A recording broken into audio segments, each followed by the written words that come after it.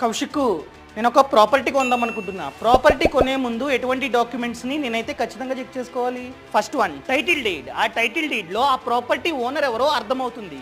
So నువ్వైతే sale deed అడుగు, అనగా విక్రయ దస్తావేజు, అందులో క్లియర్గా ఉంటుంది. Second one, link documents.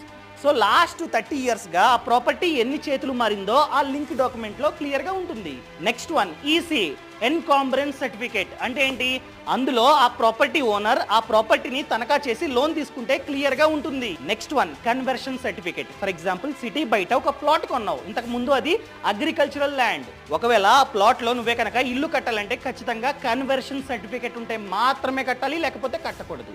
Next one, RERA certificate మనమైతే ఖచ్చితంగా తీసుకోవాలి. అదేవిధంగా బిఆర్ఎస్, బిల్డింగ్ రెగ్యులేషన్ స్కీమ్, వాళ్ళు పర్మిషన్ ఇస్తారు ఇన్ని ఫ్లోర్స్ మాత్రమే కట్టాలని చెప్పి. సో ఆ పర్మిషన్ తగ్గ కన్స్ట్రక్షన్ జరిగిందా, లేకపోతే అంతకంటే ఎక్కువ ఉందా? ఎక్కువ ఉంటే పడగొట్టేస్తారు.